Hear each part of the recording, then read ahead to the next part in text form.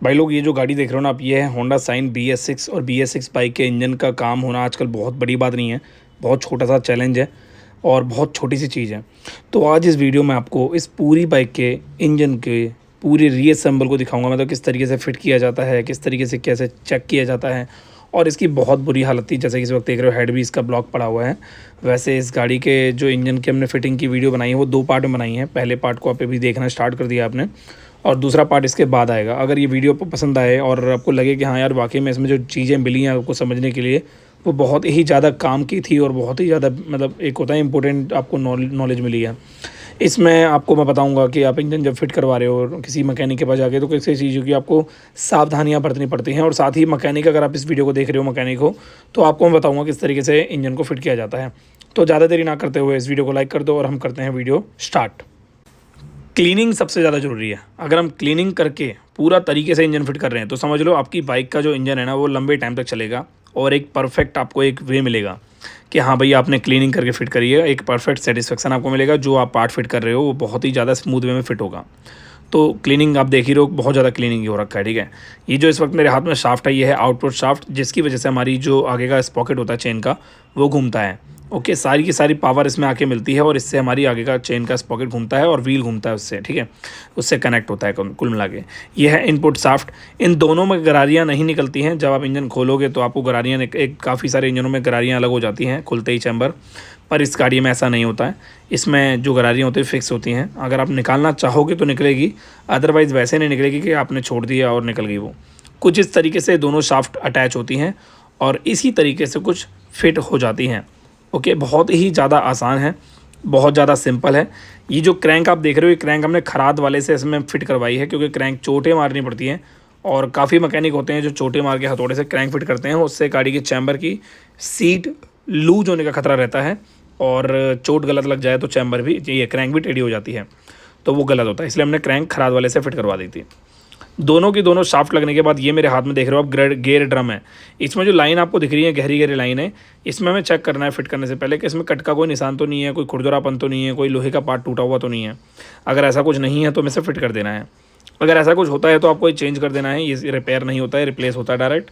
अगर आप वाकई में रिपेयर नहीं, मतलब एक तरीके से रिप्लेस नहीं करते हो, तो ये गेयर अटकने की समस्या पैदा कर देगा आपकी गाड़ी में। ये है गियर सिलेक्टर। एक गियर सिलेक्टर तो आपको यहाँ लगाना है जो बिल्कुल डिफरेंट होगा। ओके, तो ये हमने कुछ इस तरीके से लगा दिया और जो लाइन में बोल रहा था चेक करने के गियर ड्रम में, उसी लाइन में गियर सिलेक्टर को फंसा दिया हमने, ठीक है। जब गियर सिलेक्टर लग जाता है तो गियर सिलेक्टर के अंदर पिन लगती है, जिस पिन की वजह से वो गियर सिलेक्टर वहाँ पे होल्ड हो जाता है और वो ऊपर नीचे की तरफ मूव करता है। ये कैसे करता है मैं आपको आगे बता दूंगा। ये गियर सेलेक्टर लग गया और उसकी पिन लग गई। अब बात आती है 2 गियर सेलेक्टरों की, यानी कि आउटपुट शाफ्ट में भी गियर सेलेक्टर 2 लगेंगे। ज़्यादातर आउटपुट शाफ्टों में 2 ही गियर सेलेक्टर लगते हैं और ज़्यादातर गाड़ियों के इनपुट शाफ्ट में से एक सिंगल गियर लगता है, गियर सेलेक्टर लगता है। बट इस वाली बाइक में गियर सेलेक्टर 2 लगे हुए हैं टोटल, ठीक है। गियर जो आउटपुट शाफ्ट है उसके अंदर, तो गियर सेलेक्टर जो दूसरा वाला है वो इस तरीके से लगाना है और जो तीसरा गियर सेलेक्टर है वो जस्ट उसके ऊपर लगाना है। ओके, ये दोनों ही गियर सेलेक्टर आप चाह कर भी गलत नहीं लगा सकते हो। मतलब मैं क्या कहना चाह रहा हूँ समझ रहे हो, चाह कर भी आप इसे गलत नहीं लगा सकते हो। और जो पहला वाला गियर सेलेक्टर है वो आप चाह कर भी दूसरे वाले गियर सेलेक्ट, मतलब दूसरे वाले शाफ्ट में नहीं लगा सकते हो। तो यहाँ पर आपको गलती हो ही नहीं सकती आपसे, ठीक है ना। तो कुछ इस तरीके से ये जो पिन लगाते हैं कुछ इस तरीके से घूमता है। जब गियर सेलेक्टर सारे लगा दें तो गियर ड्रम को कुछ इस तरीके से घुमा के देखना है। इस सिचुएशन में घुमाते समय हमारी जो गियर ड्रम है वो बहुत ही ज़्यादा स्मूथ काम करना चाहिए। अगर ऐसा हो रहा है तो हमारी गाड़ी के गियर फर्स्ट क्लास चल रहे हैं। जब हम गियर डालते हैं गाड़ी में तो गियर ड्रम ही घूमता है, जिस तरीके से हम अभी प्लास से घुमा रहे थे ना इसको, ऐसे ही हमारी बाइक में जब गियर हम डालते हैं तो ये घूमता है।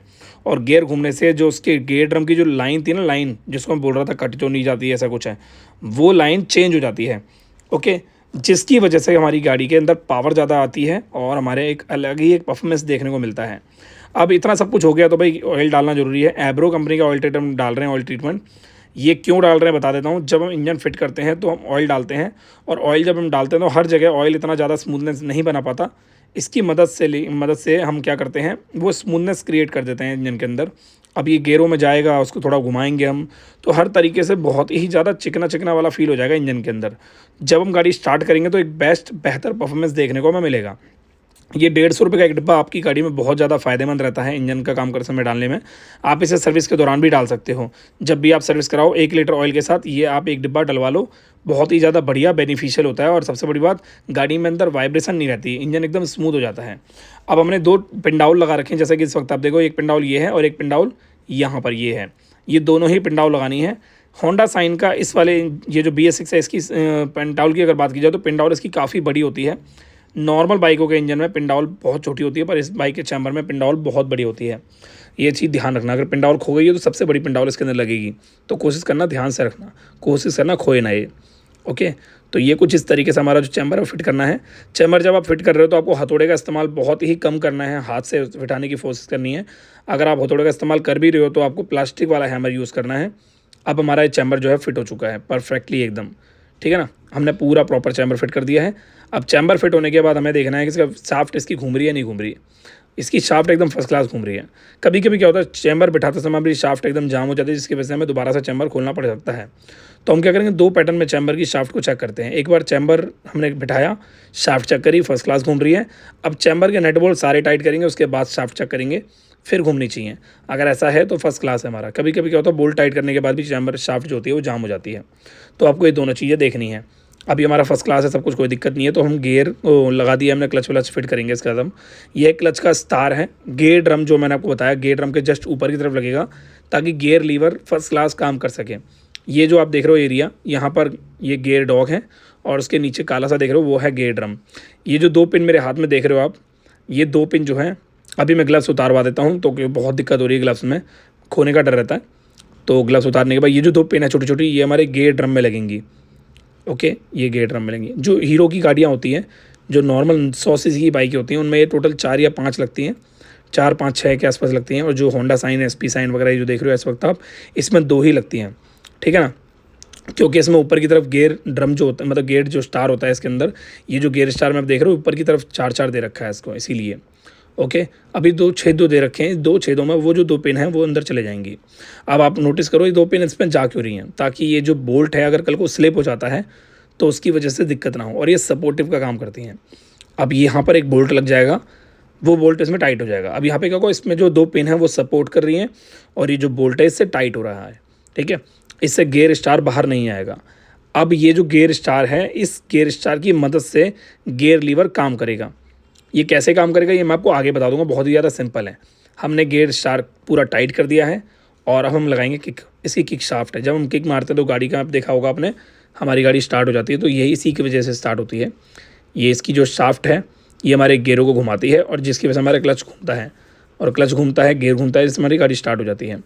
ये बहुत ही ज़्यादा स्मूथ है। आपको सिर्फ शाफ्ट को अंदर लगा के ले जाना है, और राइट साइड में आपको घुमा देना है कुछ इस तरीके से, ठीक है। उसके बाद राइट साइड में घुमाने के बाद आपको इसमें स्टॉपर पत्ती दिख रही होगी, स्टॉपर पत्ती आपको इसका बोल्ट टाइट करना है। ये स्टॉपर पत्ती है, और ये हमारा शाफ्ट की जो किक है। अब इसकी स्टॉपर पत्ती हम टाइट कर देते हैं। एक बोल्ट हमें टाइट करना है इसका, दूसरा बोल्ट हम लूज़ रखते हैं। जैसे ही स्टॉपर पत्ती हम टाइट कर देंगे फुल, उसके बाद हमारी जो किक है वो बाहर आने में थोड़ी सी दिक्कत करेगी, तो हम थोड़ा सा आसानी से उसको सेट कर सकते हैं किक को, ठीक है ना। तो ये स्टॉपर पत्ती के लिए हमने टाइट कर दी है पूरी प्रॉपर। ज़्यादातर बाइकों में स्टॉपर पत्ती नहीं होती है, किसी किसी में तो चैम्बर के साथ ही अटैच होती है, किसी किसी में तो फिक्स होती है। तो ये हमारा किक जो है फर्स्ट क्लास लग चुकी है। अब हम स्प्रिंग लगाएंगे इसके अंदर कुछ इस तरीके से। ये स्प्रिंग हमने इसमें लगा दिया। स्प्रिंग इसलिए दी जाती है, जब हम किक लगाते हैं तो किक नीचे ना रह जाए। आपने नोटिस किया होगा किक स्प्रिंग टूटने पर किक मारते ही नीचे रह जाती है, तो ये स्प्रिंग की वजह से होता है, स्प्रिंग टूटने की वजह से। किसी किसी बाइक में किक स्प्रिंग अंदर जन्म होती है, किसी किसी में क्लच में होती है। इसका स्प्रिंग टूटती है तो क्लच खुल के काम सेट हो जाता है। ये हमारी है गियर शाफ्ट। अब ये गियर शाफ्ट उस स्टार से कनेक्ट हो जाएगी। जैसे ही हम गियर डालेंगे पैरों से, तो ये स्टार हमारा घूमेगा, ठीक है ना। जैसे ही स्टार घूमेगा वैसे ही हमारी गाड़ी में गियर डल जाएंगे। और किसी किसी गाड़ी में किक जो है, किक की स्प्रिंग जो है वो बिना खोले इंजन डल जाती है, जैसे कि क्लच। ये एक बुश है, क्लच होजिंग बुश, ये हमने लगा दिया है, और ये हमारा क्लच होजिंग है। क्लच होजिंग लगाने से पहले ध्यान रखना, ये जो साइड में निशान जहाँ होते हैं वो गायब कर लेना, ग्राइंडर से कटिंग वटिंग कर लेना बढ़िया तरीके से, ताकि एक पफ में सबको अच्छा देखने को मिले और गाड़ी में गियर अटकने की समस्या ना आए आपकी। ये देखो हमारा first class gear clutch housing लग चुका है। अब ये जो क्लच होजिंग लग गया है इसके अंदर, अब हम इसके अंदर लगाएंगे कंप्लीट क्लच प्लेटें, जो कि बहुत ज़्यादा ज़रूरी हैं एक बाइक के लिए। सही होना क्लच प्लेटों का, क्लच प्लेटों से पिकअप मिलता है, एक अच्छा बूस्ट मिलता है आपको, पर ओरिजिनल क्लच पड़े होने चाहिए। ये वासर हमने लगा दी है, इसकी काफ़ी हैवी और काफ़ी मोटी वासर होती है। ये क्लच हब सेंटर है, ये हम नए डाल रहे हैं इसके अंदर। पर उससे पहले हमने थोड़ा सा एब्रो कंपनी का ऑयल ट्रीटमेंट ले लिया है। आपको एब्रो ऑयल ट्रीटमेंट हर तरीके से हर जगह यूज़ करना है, जहाँ भी आपको लगता है कि हाँ ये मूविंग पार्ट है और यहाँ पर ये यूज़ करना ज़रूरी है। ओके, क्लच असेंबली लगाते से पहले हमने इसलिए यूज़ किया उसको ताकि क्लच असेंबली आसानी से अंदर चले जाए। और ये हमारी क्लच असेंबली परफेक्टली बैठ चुकी है, परफेक्ट एकदम। अब वासर एक और लगाएंगे हम और एक नट लगाएंगे इसका। तो ये हमने वासर लगा दी और ये हमने नट लगा दिया। अब आपके मन में डाउट आ रहा होगा इसको टाइट कैसे करेंगे, तो घूम रहा है। तो इसका भी एक कूलर है, हीरो होंडा स्प्लेंडर, पैसन और नॉर्मल जो हमारी एक आई स्मार्ट वगैरह गाड़ियाँ होती हैं उन सभी का जो कूलर होता है क्लच का, वो इस होंडा की साइन गाड़ी में एसपी साइन में लग जाता है। तो मैं आपको दिखा देता हूँ किस तरीके से लगता है। तो ये 4 टांग वाला कूलर होता है, इसको आप व्हील कूलर भी बोल सकते हो, इसको क्लच कूलर भी बोल सकते हो, इसको टांगों वाला कूलर भी बोल सकते हो। किस तरीके से सब मैकेनिकों की अलग अलग थिंकिंग होती है, अलग अलग नाम होते हैं, तो इसको इस तरीके से बोला जाता है। तो ये इसको पकड़ लेगा और उसके बाद हमारा ये नट टाइट हो जाएगा।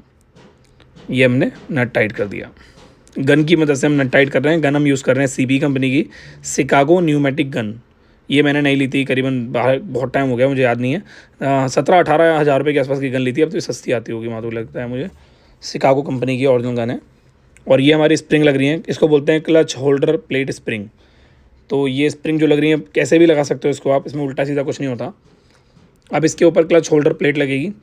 क्लच होल्डर प्लेट आपको थोड़ा सा फोकस करना है उस पर। ये जो होल्डर प्लेट है एल्यूमिनियम की और बहुत ज़्यादा हल्की होती है, तो जब इसे आप लगा रहे हो तो आपको बोल्टों का ध्यान देना है। बोल्टों को आप आमने सामने बराबर बराबर टाइट करना है। अगर आपने कोई भी लापरवाही करी किसी भी तरीके की, तो ये जो बोल्ट हैं ये आपकी होल्डर प्लेट को तोड़ देंगे। और स्प्रिंग का भी ध्यान रखना है, स्प्रिंग आपको बराबर बराबर टाइट रखनी है, मतलब बराबर बराबर सेंटर में रखनी है।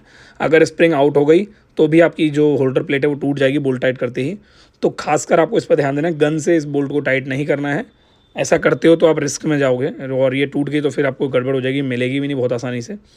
तो ये जो है हमारा ये कम्प्लीटली फिट हो चुका है, देख लो। हम अभी इसके बोल्टों को हल्का सा लूज़ रख के स्प्रिंग को सेट कर रहे हैं, उसके बाद हम इसके बोल्टों को सबको टाइट कर देंगे। अभी हमारा टाइट हो गया है। ये है क्लच होल्डर प्लेट बेरिंग।